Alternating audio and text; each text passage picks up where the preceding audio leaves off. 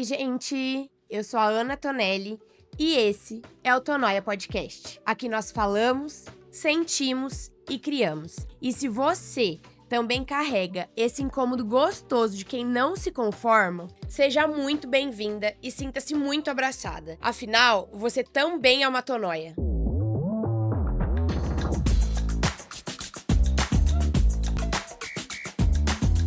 Então seja muito bem-vinda, Jana Kodato. Fala pra mim a sua idade, o que você faz profissionalmente e o que você mais gosta de fazer nas horas vagas. Oi, Ana. Obrigada pelo convite. É um prazer estar aqui com você. Eu tenho 44 anos. Minha profissão é um pouco complexa, né? Adoro. Hoje em dia eu me defino assim como uma estilista, né? Uma designer de moda. Tenho uma marca de roupas, a La Condessa. E difícil achar tempo vago, mas eu gosto muito dos trabalhos manuais, principalmente o crochê. Então, assim, é onde eu passo a maior parte do meu tempo, né? Inclusive com as minhas filhas, né? Eu tenho duas meninas e eu tento passar isso para elas. Então, não só o crochê, mas outras técnicas. E aí a gente vai brincando nisso. Mas aquele tempinho que eu tenho, assim, tipo, eu quero esvaziar a mente, é no crochê. Ai, que legal. Olha, eu não sabia. Até esqueci que do manual, olha lá. Fiquei tão empolgada. Mas é exatamente o manual, inclusive, já interrompendo, perdão. A gente vai fazer a colagem de scrapbook, né? Tem revistas, então... vai ser um pouco difícil, né, da gente conversar eu não sei se eu consigo muito, mas a gente tenta. Não, exato. O importante é, não precisa... Isso é um menos importante, de fato. Eu quero, de fato, conhecer a sua história. Mas, assim, e se não achar recortes, assim... dá pra gente escrever alguma palavra que nos represente, enfim. É mais pra ser o nosso mural. Beleza. Da gente mostrar, de fato, se não conseguir em palavras, mostrar por aqui mesmo quem, de fato, a gente é, tá? Então, sinta-se à vontade pra falar, pra colar, pra... Obrigada, escrever. acho que eu vou falar primeiro, Tá. porque daí eu depois me concentro um pouco na colagem. Acho que a gente precisa também temporizar as coisas aí, porque eu cresci sem internet. A internet chegou, eu já tinha 20 e tantos anos, né? As redes sociais, eu já tinha, sei lá, 21, 22, com Orkut. Sim. Antes disso... Não tinha. Eu fiz intercâmbio para Noruega quando eu tinha 17 anos e a gente estava começando a mandar e-mails. Então, assim, eu mandava e-mail, meu tio tinha um computador, eu mandava um e-mail para casa do meu tio para ele imprimir e entregar para minha mãe. Olha. Então, assim, a gente não tinha tanto acesso a isso de... a gente tinha as grandes celebridades, as pessoas da televisão, né? Mas não tinha muito essa coisa que a gente tem hoje de moda, de estilo de vida, de atitude, que a gente se inspira ou que a gente quer ser igual. Não tinha isso, era meio mais padrãozinho mesmo. Você vai tocando aqui, sendo quem você é e meio tentando fazer parte do grupo ali na escola. Pertencer. Exato. Então, assim, durante a minha adolescência toda, e acho que até a minha infância, eu tentei muito pertencer. Eu queria muito fazer parte, pertencer às turmas e me adequar àquilo. Mas os meus pais já tinham rompido essa bolha lá atrás. Então, a minha mãe nunca foi padrão e meu pai também não. E aí eu tive um momento da vida, nessa adolescência que eu queria, que eu tinha até uma certa vergonha deles, assim, porque eu não nasci em Londrina, né? Eu moro aqui desde os 12 anos. E aí, quando eu cheguei, é uma cidade mais tradicional, né? Mais assim... E aí, eu fui estudar numa escola que era super tradicionalzinho. Então, assim, eu me sentia deslocada, porque a minha mãe era diferente, eu era diferente, estava vindo de outro lugar e tal. Desculpa, de onde você é? Então, eu nasci na Nicarágua. Exato. Meu Deus! Gente. E aí, até por isso, a coisa toda do latino, né? Que eu ainda não consegui transmitir isso com tantos detalhes na minha marca, né? Eu venho trazendo a latinidade antes de contar a minha origem. Mas eu nasci na Nicarágua, minha mãe é de Londrina, de Cambé, na verdade. Meu pai é carioca, morou em São Paulo e tal. Nossa. Exato. E aí, eles... hippies foram viajar o mundo, chegaram na Nicarágua, tá rolando uma revolução popular, que foi a Revolução Sandinista de 79. E aí resolveram ficar. E aí ficaram. E aí eu nasci. E vim para o Brasil com 5 anos. Aí, quando eu vim para o Brasil, a gente foi para São Paulo, morei em São Paulo. Aí, depois, alguns anos depois, a gente se mudou para Salvador. E aí, eu vim para Londrina. Então, assim, todo recortado, sabe? É uma colagem mesmo. E aí, eu achei até interessante quando você propôs a colagem, porque não é uma coisa que eu pratico, mas a minha vida é meio uma colagem. Sim. E aí... eu sempre tive essa coisa de querer pertencer, de querer fazer parte. Aí eu andava muito com os meus primos e eles, né, mais velhos que eu, aí uns 2, 3, 4 anos. E eu era muito calada, assim, não falava, eu só observava, né? E eu me sentia meio deslocada, mas queria pertencer. E aí foi isso, aí fui fazer intercâmbio, aí depois voltei, fui fazer faculdade no Rio Grande do Sul, fui para São Paulo e aí voltei para Londrina. E aí eu fiz direito. Olha, conexão, também fiz. Fiz hotelaria, me formei, trabalhei, aí fiz direito. Aí estudei para a OAB, fui trabalhar em escritório, etc. Ah, então você foi advogada. Eu digo que sou ainda, né? Porque tem minha carteirinha lá. Mas não exerço já há uns 15 anos. E aí eu acho que foi nessa fase da faculdade que eu comecei a entender que eu tinha minhas peculiaridades, assim, e que de alguma maneira tava tudo bem, entendeu? Sim.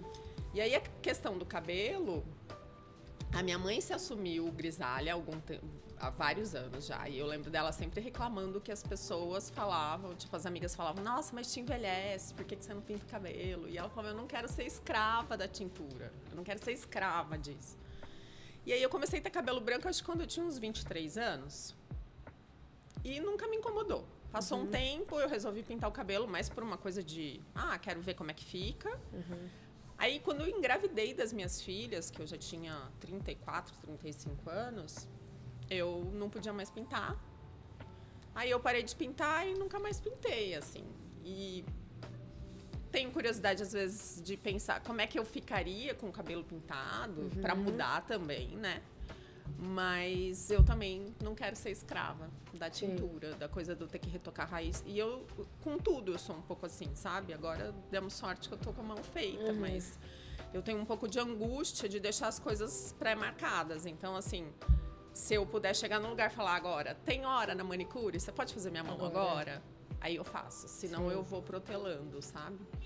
Olha. Não gosto de, tipo assim, eu vou marcar quinta-feira da semana que vem eu tenho depilação, ou eu tenho não sei o quê. Eu falo, gente, sei lá o que eu vou estar fazendo na quinta-feira, se eu vou ter, tipo, o saco de parar e ir lá fazer isso, entendeu?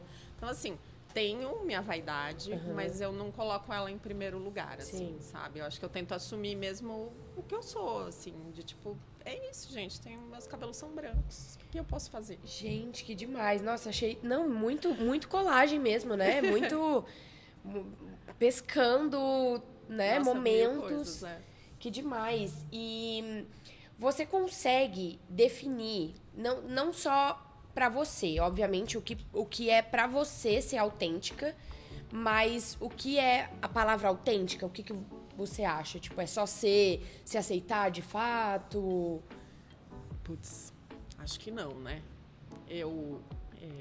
Quando você me passou o tema, eu fiquei pensando, assim, o que eu poderia falar. E aí eu fui lembrando de algumas leituras que eu fiz, assim.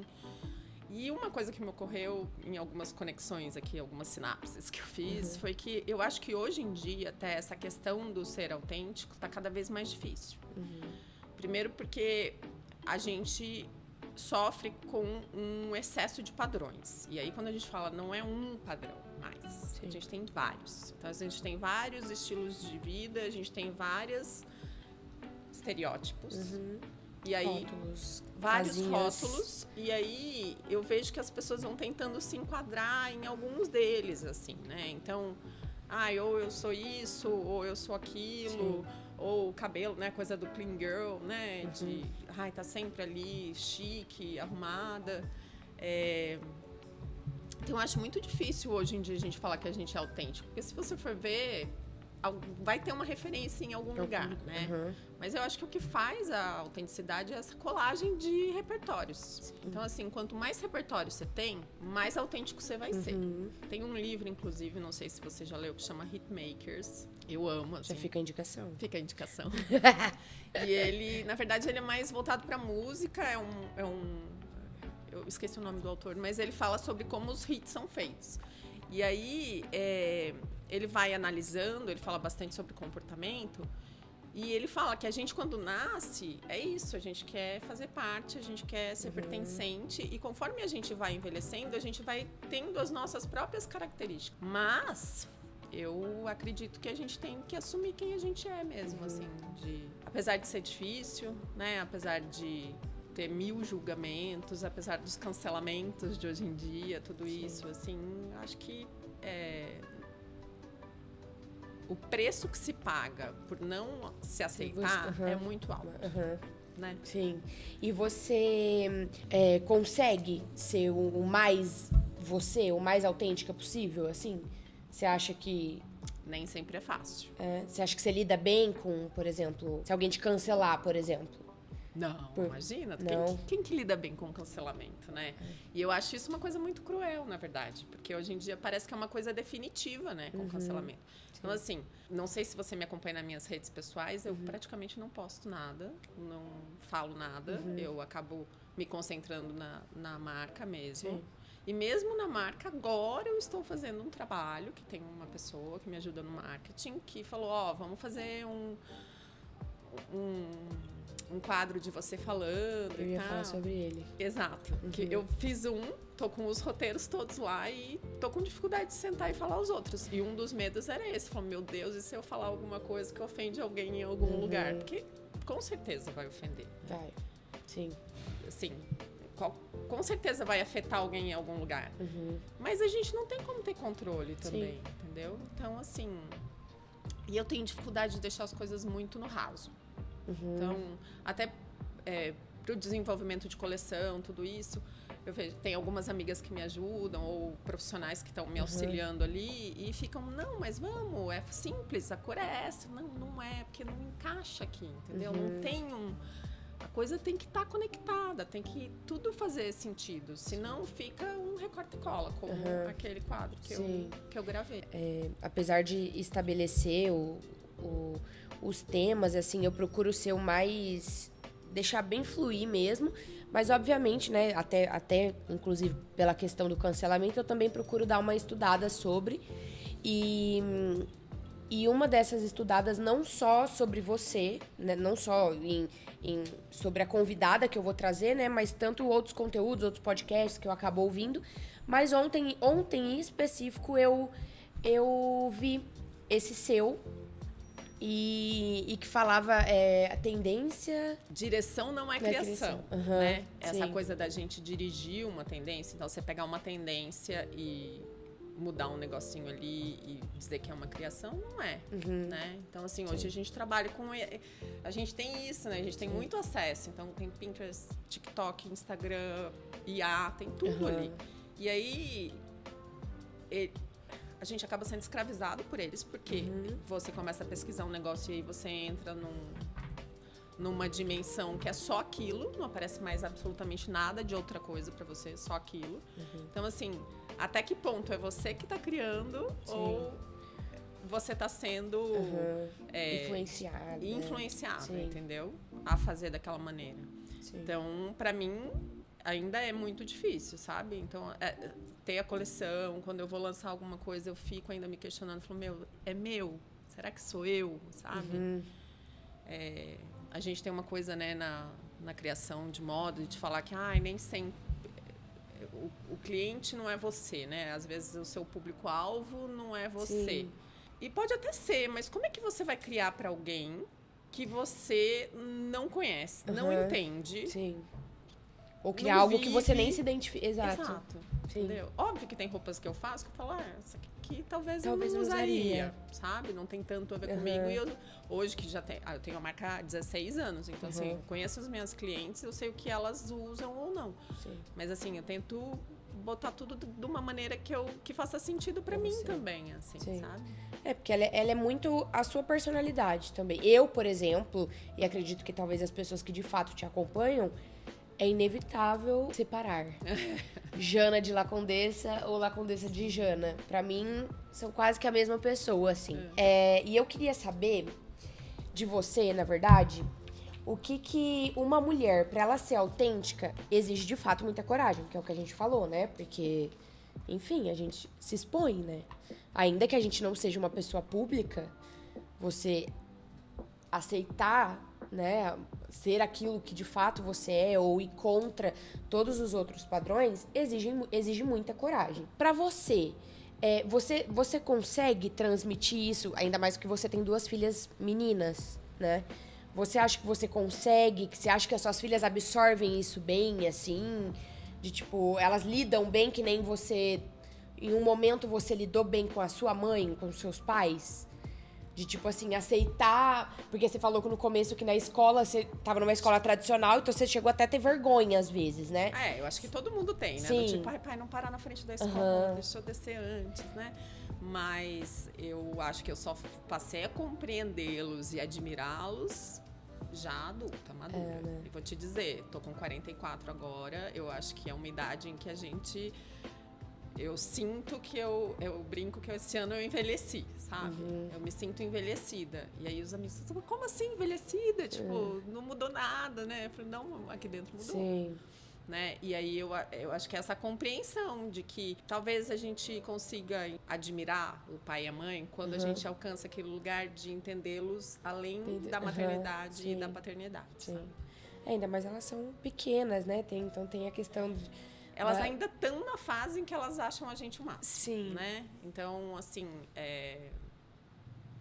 elas me admiram. Hoje vieram no caminho, deixei na casa da avó para vir até aqui. E aí elas me falaram, ai, tá linda, mãe. Aí pediu uma opinião, ai, boto isso aqui ou isso aqui. Não, essa aqui, assim, tá melhor. Então, eu tento fazer com que elas participem. Sim.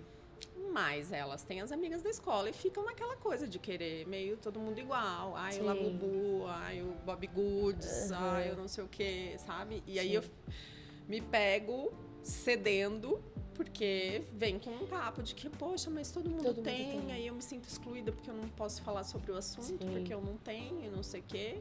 E aí eu cedi um mês, no outro mês cedi de novo, porque é mensal, né? Cada mês tem uma tendência nova. Até que eu falei... Gente, mas se sentir excluído tá tudo bem, faz parte. Não vou ceder mais. Não em tudo, pelo menos, né? Nas coisas que fazem sentido, assim. E eu até falei em episódios anteriores que eu pensava fora da caixinha, eu até tatuei uma ovelha negra. Porque eu falo, eu sou a ovelha negra da minha família, assim. E pelas escolhas, né? Pelas coisas que eu me interesso, né? Tipo, das minhas amigas, assim, na minha cidade, todo mundo, comprava de marcas...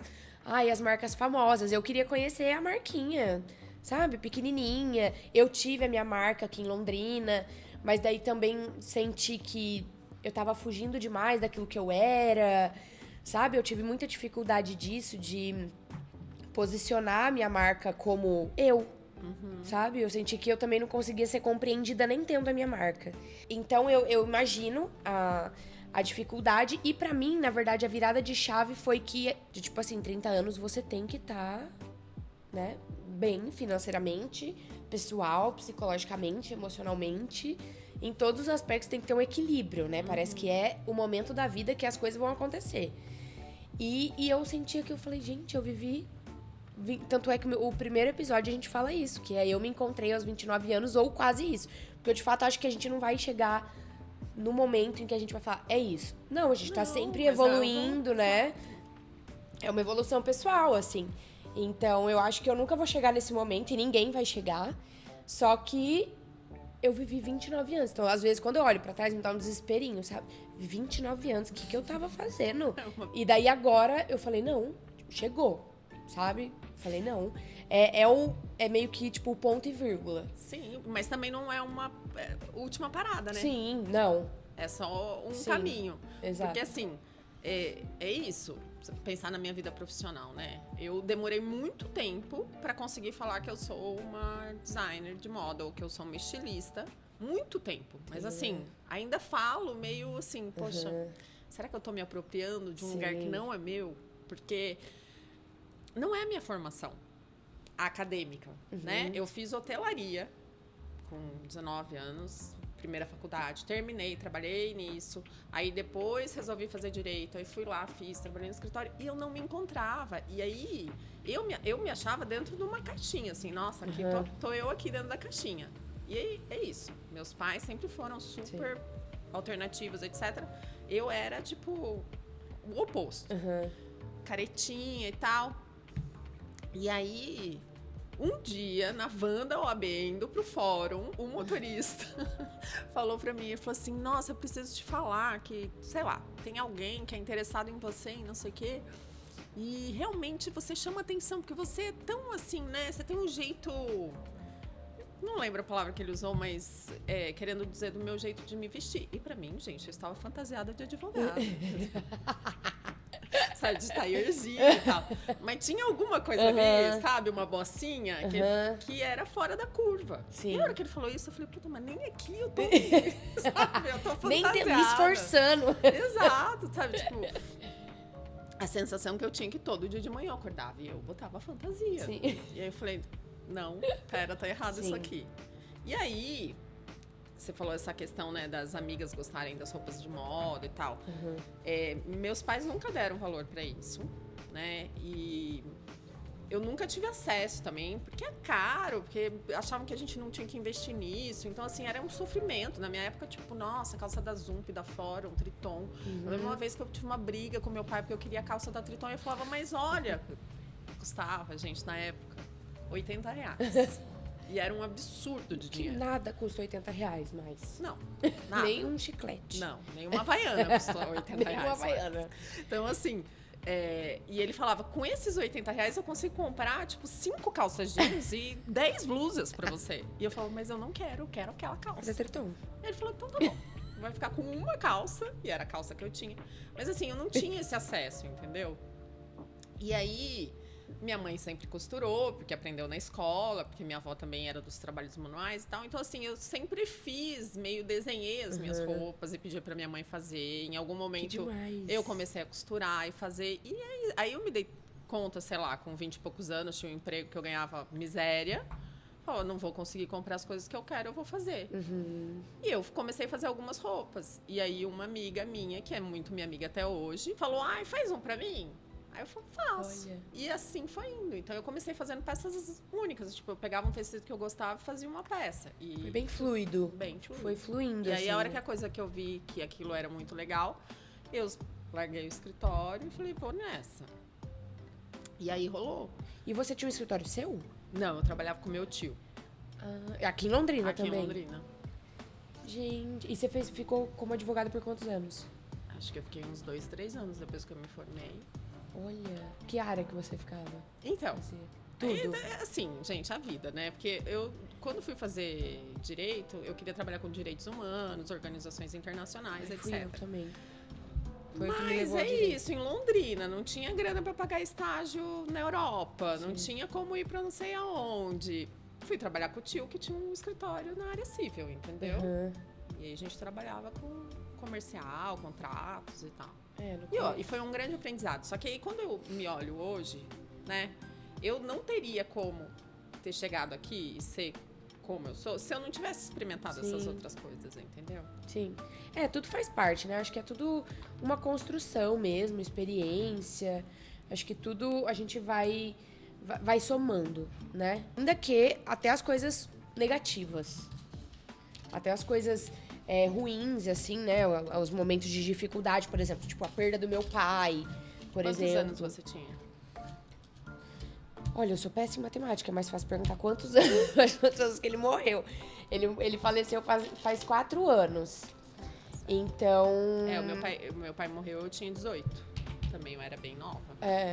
E daí, e pra mim, foi também uma virada, porque eu nunca tinha parado pra pensar na vida, assim, de tipo... a gente não sabe o que é amanhã, né? De tipo, eu não sei se eu vou estar vivo amanhã. Meu pai, obviamente, ele tinha os problemas de saúde dele, mas não imaginava que fosse, tipo, sabe, falecer do nada, assim. Então, isso foi um baque. Daí foi uma outra virada de chave, até esse momento negativo, onde, tipo, tava passando pelo luto, pela saudade, por um monte de coisa. Eu cheguei e falei, tá doendo, tá difícil, mas eu também não posso deixar acontecer isso comigo. Eu chegar, tipo assim, viver minha vida sem fazer, de fato, o que eu quero, o que eu gosto, quem sou eu. Inclusive, eu acho que o luto, ele é muito importante para fazer com que a gente pense realmente sobre vida. Sim. É isso. Questiona Cara, um monte você de coisa, abre as né? redes sociais e é um comprar, consumir, o parecer ser. Mas assim, se você... Gente, sei lá, se a gente ficar um mês sem energia elétrica, o que a gente vai fazer? Tipo assim, a pandemia, pra mim, foi muito difícil e ao mesmo tempo foi maravilhosa. Sim. Porque assim, cara, e a gente esqueceu tudo, né? Nossa, o mundo vai mudar, as coisas vão mudar, não muda nada, parece que tá pior, entendeu? Mas eu acho que esses momentos de reflexão são muito importantes. E o luto traz muito isso, né? Sim. Eu aprendi muito. E até hoje, assim, eu tive bastante dificuldade de lidar não só com o luto da perda, mas também com a vida, porque foi isso, quando me deu a virada de chave, eu sabia que eu tinha que fazer alguma coisa, mas eu também não sabia o que era. E daí eu comecei a pegar, tipo, que é o que eu falo, que o podcast é isso. Eu pego um limão aqui, daí eu pego outro limão ali, sabe? Eu vou colhendo todos esses limõezinhos pra fazer minha limonada. E que nunca vai ser a melhor das limonadas. Cada vez que eu fizer uma limonada, vai ser diferente uma da outra. Uma vai ser mais gostosa, a outra mais azeda. Enfim, mas é isso. É essa construçãozinha de pegando limões e fazendo limonadas. Até porque você depende dos limões e cada um tem uma característica. Exato. Então é muito... Essa questão da autenticidade eu acho que é perfeito que simboliza muito o podcast, assim, o projeto, o que de fato eu quero transmitir. E assim, não fazia sentido... E olha que doido, tipo, pra mim já não fazia sentido falar de autenticidade sem ter você.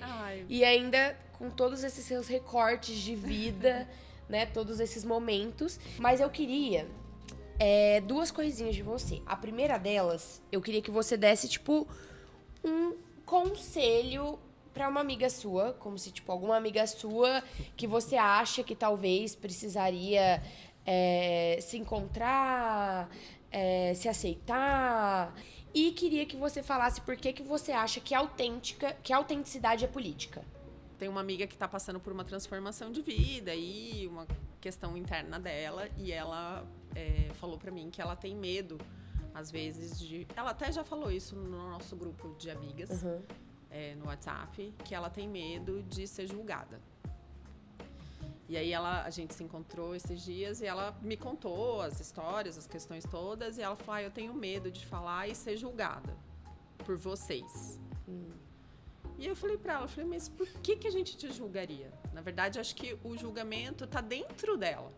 Pra ela ainda está difícil essa transformação. Sim. Então, assim, apesar dela estar muito segura, ela tá vivendo aquilo e tal, aquilo ainda tá difícil pra ela. De alguma maneira, ela ainda não introjetou. Mas é isso. Como é difícil a gente prestar contas para a sociedade, para a família, porque as pessoas esperam da gente, né? Sim. Como é que a gente... Às vezes é muito difícil você falar, não, eu sou assim, eu gosto disso, é assim que eu vivo e pronto, entendeu? E aí eu falei, cara, a gente não vai te julgar, sabe? A gente é sua rede de apoio, tá tudo certo. Mas entenda a sua dificuldade, o seu medo do julgamento. E assim, se a gente te julgar também, o que isso... vai transformar. Não vai transformar o que você sente, entende? O que você sente vai continuar sentindo. Talvez se sinta um pouco mais culpado, se sinta carente ou incompreendida pelas suas amigas. Mas, assim, aquele desejo interno... vai estar ali. Vai estar ali, né? Então, assim, lutar contra. Não tem o que fazer. E por que eu acho que a autenticidade é política?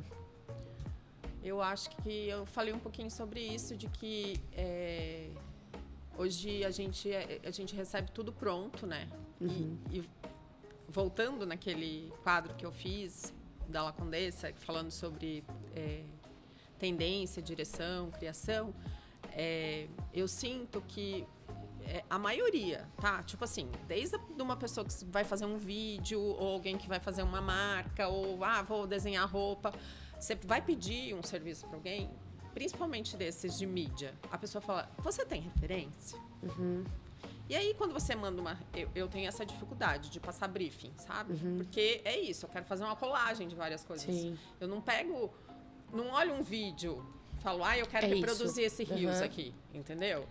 E, às vezes, para quem trabalha, é muito mais fácil se você apresentar um negócio pronto. Fala, não, a gente grava 8 videozinhos e a gente monta assim, como se fosse um modelo do CapCut, entendeu? E aí eu acho que a autenticidade, você conseguir fazer esse briefing, essa colagem, é político porque você está mudando a estrutura, entendeu? Você está mudando a forma das pessoas pensarem. O ser autêntico faz com que abra a caixinha, entendeu? Sim.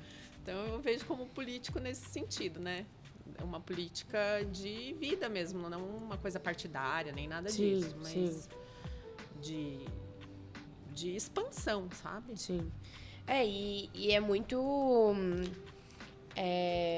uma questão de resiliência e resistência, né? Você bancar aquilo que você é. E eu sou e assim. Tipo, eu sinto muito, às vezes, né? Dói pra sociedade ver uma pessoa diferente. Mas é o que dá pra eu ser. Entendeu? Então, fica a dica. Fica a dica da Jana. Que se tem uma pessoa que lida bem com a autenticidade e que transmite isso no seu estilo de vida mesmo. E eu acho que é isso, que não é só a gente falar, né, sobre a autenticidade. Tem que, enfim, e sobre qualquer outro discurso. Eu acho que fugir da hipocrisia, né, de falar demais e não ser. Exato. E aí, desculpa te interromper, mas acho que nessa questão da hipocrisia também cabe dizer que eu tô dentro de um padrãozinho, gente. Eu tenho 44 anos, eu sou casada, eu tenho 2 filhas, entendeu? Branca, hétera, cis, né? Então, eu tenho uma amiga sapatão que sempre ela fala assim, meu Deus, acho que você é a única hétera que eu suporto, entendeu? Não sei se ela fala isso pra todas, mas assim... Pra consolar? Tipo, eu também sou um padrão, entende? Sim. Então, assim, e eu acho que a gente, quando fala de autenticidade, de ser político, etc., a gente também tem que ter noção de que é um privilégio de classe, gente. A pessoa que tá ali acordando às 4h30 da manhã pra pegar o busão, pra atravessar a cidade, pra trabalhar o dia inteiro, que deixa o filho não sei aonde, não tem tempo de pensar quem é, ou como que a sociedade me vê, ou, né? Ela tá seguindo a toada ali, tá fazendo o que dá, tá sobrevivendo. Sim. Então, assim... Acho que dentro dessa... A gente é um recorte, né? Sim. Até anterior a esse episódio, eu falei sobre a questão de sonhos e boletos, né? Que, de fato, sonho não paga boleto. Não paga boleto. E os boletos precisam ser pagos. Entendeu? Então, é um equilibrar de pratinhos, né? Totalmente. É a gente sustentar os nossos sonhos, correr atrás de cada um deles, lutar por eles, mas tem que ter um equilíbrio da racionalidade aí com a impulsividade, a emoção, a intensidade, coisa que eu confesso ter muitíssima dificuldade. Muita dificuldade. Porque eu sou a pessoa, talvez, uma das mais intensas que eu conheço. Qual que é a sou eu sigla, mesma. Ana? Libriana. Eu ia perguntar o Olha seu. só. Qual é o seu? Uma libriana intensa, adoro. Nossa, eu sou muito libriana. Eu sou muito... Libriana com ascendente virgem. Meu Deus. Imagina o tanto que eu sofro. Eu imagino. Eu tenho uma grande amiga que é libriana e eu vejo que é muito o que o outro pensa, né? O outro é muito importante. Sim. Na É equação, muito... sabe? Sim. pesa muito, né? Tem um peso muito grande, só que ao mesmo tempo, eu sou sonhadora e eu quero justiça e eu acho que eu, né? e eu acho que a justiça eu vou conseguir fazer ela sozinha, que eu vou mudar o mundo. Mas daí não deu. Hoje não deu. Não vou tentar deu. amanhã. Exato, nossa. Então é cansativo. Mas, enfim, é uma luta. E então é isso. Muito obrigada, Jana. Obrigada por participar. Não consegui terminar minha lição aqui, mas mas não tem problema. Eu também não. Olha lá, e fui escrevi tudo torto. Oh, Jesus, eu sou perfeccionista ainda com o virginiano, né? Tô vendo esse negócio torto, já tá. Me dá outro papel pra eu terminar, pra eu fazer reto agora. Já quero conhecer sua mãe. Ela é maravilhosa. Imagino. Já amo. Ela é astróloga. Nem te conheço, já te amo, pacas. Maravilhosa. E ela Esses dias eu tava lá brigando, chorando, porque eu não consigo terminar a coleção e eu preciso começar a produzir. E, meu Deus do céu, cadê a inspiração? E ela falou, minha filha, mas você se preocupa tanto, né? Ela falou, mas sabe o que acontece? Você cria pros outros. E aí, quando a gente faz um trabalho criativo, a gente tem que fazer pra gente, não pros outros. Eu falei pra ela, sim, se você for artista plástica, se você tiver uma marca e vender produto, você cria pros outros comprarem, né? Então a gente ficou nessa coisa, assim, sabe? Sim. De que é isso. Eu crio pra mim mesma, mas pensando nos outros, né? Sim. Mas eu acho que também acaba ficando mais fácil, porque ainda que você tenha que vender, enfim, e fazer uma marca para as pessoas que não são você, que não necessariamente se identificam com 100% do que você é, acho que fica mais fácil também de alinhar o público-alvo, assim. Porque daí, de fato, vão vir as pessoas que se identificam. Eu, pelo menos, quando eu tinha a minha marca... Mas é isso, de novo, né? Que sonho não paga boleto. Que quando eu tinha a minha marca, eu queria vender para essas pessoas que... Porque as minhas roupas eram estampadas. E daí, nas estampas, eu queria, tipo, contar uma história, sabe? Contar que nem a gente fez uma estampa pandemia. Então, que mostra o recorte das pessoas na pandemia, cada um dentro do seu apartamento, na sua casa. E a interação das pessoas tendo que... ou não podendo interagir. E daí, eu tinha essa dificuldade, porque pra mim era muito claro o que eu queria. E, de fato, eu alcancei algumas pessoas. Só que assim, eu também não podia depender, né? Vender só de quem de fato identificasse qual era a minha estampa ou o que tava contando naquela estampa, a história por trás daquilo. Então é isso. É isso, quando você vende um produto, você tem que de alguma maneira fazer o comercial também, Sim. né? Sim. Você tem o conceito, mas você precisa fazer com que aquilo gire, que as pessoas se identifiquem. E mesmo que eu brinco que eu sou uma marca de roupa anticonsumista. E aí é meio contraditório, porque, mas é isso, eu quero que a pessoa compre a roupa, mas que ela não jogue aquela roupa fora. Eu quero que ela fique com a roupa lá, entendeu? Só que assim, se eu for pensar financeiramente, pra mim é muito melhor que ela queira outra semana que vem, na outra semana queira mais uma, né? Sim. Mas aí o mundo acaba atolado em lixo, né? Exato. E, enfim, tinha até programado pra encerrar, mas eu só queria que então você deixasse, já que você é nicaragüense, que você deixe o que é ser latina pra você, assim, o que você transmite através da mensagem dessa camiseta de latinice, seja o quê? Então, essa coleção toda, né, ela chama Latinice, a gente fez a camiseta. Eu tinha feito a Latine Emocionada anteriormente, e aí agora veio a Latinice, porque acho que, pra mim, o ser latino, a gente é um recorte, né? Se a gente pensar na história da América Latina, inclusive, o pessoal que estuda anticolonialismo e tal, tem renegado o termo América Latina e latino, porque isso foi um termo imposto, né? Sim. Pelos colonialistas. Então, enfim, até o Mujica já falou, amazônicos, etc. Mas eu entendo que a gente tem que se apoderar do termo, para que então cada um possa descobrir e se colocar o que é, entendeu? Sim. Porque eu acho que a América Latina é um quebra-cabeça. Então, assim, são partes que se encaixam. A gente tem muita coisa em comum. O Brasil se exclui, né? A gente fica olhando para a Europa como se a gente não fizesse parte, e a gente faz parte.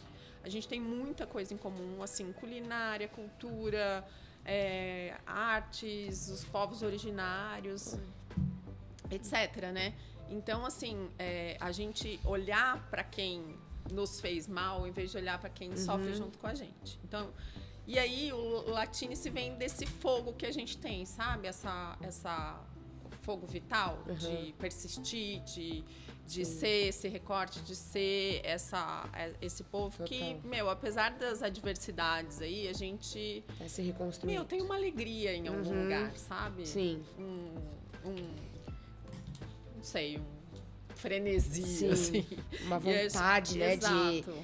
De ressignificar. É isso, uma resiliência mesmo, É uma resiliência. Né? Então, assim, vem do ser assim, assumir esse fogo interno, sabe? Lembrar dele e acendê-lo. Sim. Ai, legal. Então, muito obrigada. Obrigada, Te Ana. agradeço de coração. Amei sua presença. Amei nosso bate-papo. Aprendi demais, ainda mais. Porque, como eu falei, né, no início, você nem sabia. E já me inspirava um monte. E é isso, né? A maioria acontece muito isso, né? Mesmo entre essas pessoas que, de fato, criam algum tipo de conteúdo. Que elas criam uma certa... Elas transmitem uma mensagem que, às vezes, é tão natural para elas, né? E que para você, imagino que foi, porque você foi assim, sua família, né? Foi criada assim. Você não força, entendeu? Não, é nítido que não é nada forçado a barra, assim, é você, tipo... É a sua essência. Então, quando a gente transmite isso com essência mesmo, com o coração, é muito especial. Eu tenho certeza que eu não sou a única que, enfim, que te admira por... Né? Suas amigas devem te admirar por vários outros motivos que eu não tive oportunidade ainda de conhecer, mas fica a minha admiração por tudo isso que você já transmite. Não sabia das suas filhas, mas elas são extremamente sortudas, eu tenho certeza. Sua família também, de ver tudo isso que você transmite. Eu acho que é isso, é a mensagem que a gente deixa no mundo, né? Então, tenha certeza, durma com o coração quentinho, que a sua marca pessoal, ela exala. Assim. Obrigada, Ana. Eu que agradeço o convite. Para mim foi muito legal ter vindo. Eu acho que me tirar da zona de conforto e pensar em todas essas questões, te conhecer, você é maravilhosa. Obrigada. Que o projeto novo aí, a nova fase, os 30 mais, sejam ainda mais incríveis. Então tá bom. Obrigada, Jana. Ana. Depois a gente apresenta o nosso trabalhinho. O seu tá super fofo. O meu já, aqui ó, tá vendo como eu sou?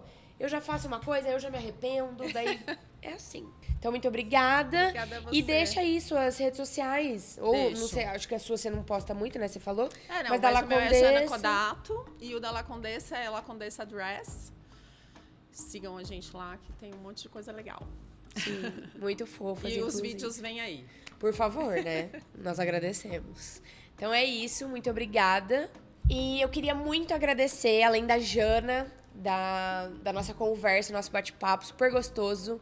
Eu quero agradecer novamente a equipe maravilhosa da Hello, que eu não sei fazer o mini coração, não sei. Agradecer a equipe da Hello, queria agradecer aos nossos parceiros, a Flana, mais uma vez, super ajudando a gente aqui, criando um ambiente super gostosinho, que são de uma marca de velas aromáticas e difusores, home spray, enfim, tudo para deixar a casa bem cheirosinha, bem gostosa. E é isso, então eu agradeço vocês por terem acompanhado o nosso episódio. E siga a gente nas redes sociais, @tonoiapodcast. E se você tem alguma noiazinha aí na sua cabeça, algum desconfortinho, alguma coisa, manda pra gente nos comentários ou direct, enfim, onde você se sentir confortável, que quem sabe no próximo episódio a gente não fala dessa noinha sua, essa inquietação aí. Beleza? Tchau, gente!